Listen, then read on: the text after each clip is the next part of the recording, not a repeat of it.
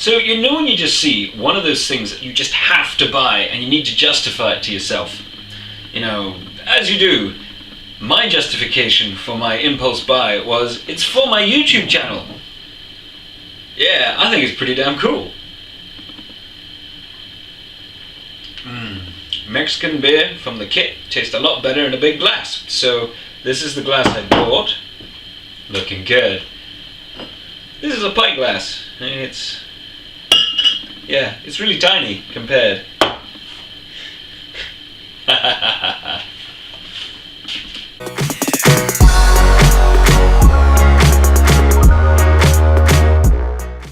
Oh, hello homebrewers and welcome to Homebrew Wild and Cheap. So as you can see, I got my giant mug. It's awesome. And I've got the awesome hair because I finished work. And yeah, basically I'm straight back home and I'm doing this video because I really want to see how it turns out. So this is the Nettle Beer that we started a couple of weeks ago. It is now finished fermenting. Oh yeah. No bubbles, nice and easy, hydrometers in, job's a good one. So it's reading exactly 1. On the hydrometer scale, it can go to 990, which is completely bone dry, but it's not, it is 1. So we need to adjust our figures here. So 1.40 is actually, once you minus off the 10 difference, is 1.30. Now if you want to be really exact, it's not actually a 1.30, it would be 1.030. Because if you had it at 1.300, it would be, you know, like 50%. So yeah, just saying that it's out there. It's easy for me. Awesome. Anyway, carry on. So in this video, what we're going to be doing is we're going to be siphoning these out of these into some lovely bottles. Now I've got some bottles sterilizing in my sink. They are Supermote bottles and just, you know, a couple of these ones. And these are left over for other stuff that I'm doing. Mwahahaha. Who doesn't like bottling things? So, as you can tell with these have got those metal caps. So, because I wanted to start using these bottles for making stuff, got myself a rubber mallet, which I already had, which is pretty awesome. Because I'm not so keen about using a hammer. I've got my glass bottles. Hammer and glass doesn't necessarily mix. And I've also got a package. Yay! And these are bottle caps and a bottle capper. Now you can get a fancy bottle capper. It was only very slightly more expensive to get the, you know, the push down or fancy thing. But it doesn't fit all bottles, whereas this, as long as it fits the top, it's gonna work. So that's why I'm using this very basic bash it and make it seal. That's it. It's just, I can use it on any bottle and I don't have to worry as long as the caps fit. If you want the fancy one, get that. All good. So anyway, what I'm going to do is I'm going to finish sterilizing all these bottles and I'm going to come right back. Right, so everything is now being finished sterilizing and rinsed. More drink. That is good. Anyway, so all this has now been sterilized. We got some random Supermote bottles, some Bavaria beer. I like Bavaria. This one's a Guinness export. Just loads of different random ones. Just because, you know, Nettle Beer is just kind of random. So, random bottles. So, I've also got my 12 caps, which are in the bleach solution, which is sterilizing as well. So, you know, even the caps are sterilized. My siphoning tube has been sterilized. Funny enough, the hammer has not, and neither has the capper itself. So, basically, first step 1 is to put this in here. Right, so that's it done. Wasn't that easy? Just a snap of the fingers. So, what we've now got is our lovely bottles filled with, funny enough, it's a cloudy liquid. I'm not going to say it's not. It is cloudy, as you saw, but actually it smells rather interesting because it's got a nettle head and then it's kind of got citrus and oranges in the background. It could be really good or it could be horrible. I'm very critical on nettles, mainly because I'm not a great fan of Nettle wines and Nettle beers. But until now, this one is going to be awesome. So, what I've done is basically these are all prepared. So what we've got to do is prime them. So I went ahead and I've put these in cold water just to get rid of the bleach, because you don't want bleach, that kills yeast. Have a bit of a pint, I suppose. And we're going to begin. So I'm just using plain old sugar as a primer. And what I'm going to do is I'm going to put in half a teaspoon in these little ones, and 1 teaspoon, which is 5 ml, in these two big ones. So yeah, and I'm using a measuring spoon, check that, and getting a little bit off, but that's okay. A little bit off is fine, it's only approximate. And 2. So there we go.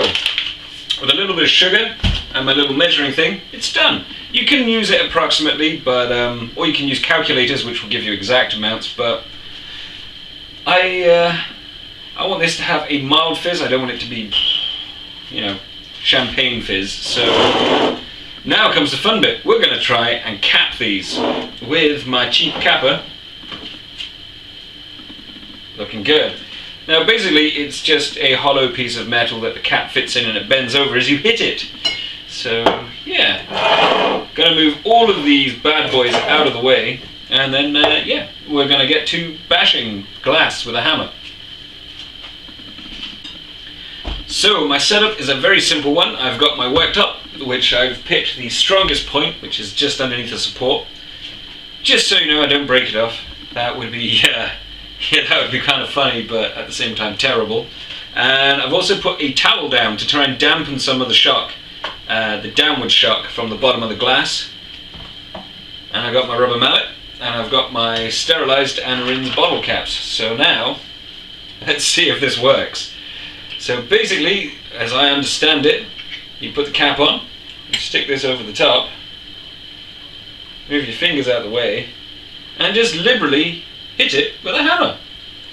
I'm using a rubber mallet because, again, glass.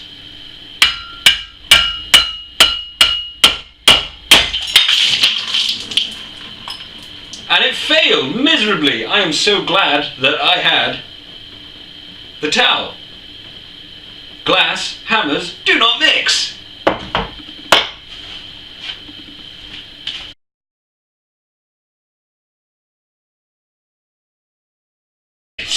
So to solve the problem of the glass shattering, let's face it, you saw it, it happened. That's what happened. I went out and bought these little cheap sort of cola, cherry, lemonade and apple bottles. They're all 330 ml and they're all made of plastic. So yeah, basically I spent like four quid-ish on bottles. So what I'm going to do, empty these out, sterilize them, and we're going to continue. It's not going to stop me. So, apart from the fact that the bottle's smashed, that's just something that you're going to encounter when you are bottling using glass and hammers. But I don't really want to take the risk. I want something to drink. So, gonna have to be a bit unorthodox, and I'm gonna have to re-decant it from the bottles I originally put them in into these new shiny plastic ones. So commiserations drink, in case this fails miserably. So I had to sterilize my funnel, another thing, and I've got these, I just put tin foil over the top. They're not touching the liquid or anything, it was just to stop any bugs. My hands are very sterilized, so I'm going to shake these up. So hopefully I don't have to re-prime it, and all I do is pour them in, and they should, in theory, fit. Since these are 330 ml and these are 330 ml. There we go. Put this on, nice and tight. Just can't believe it just went psh. Oh, it happens, so well, never mind.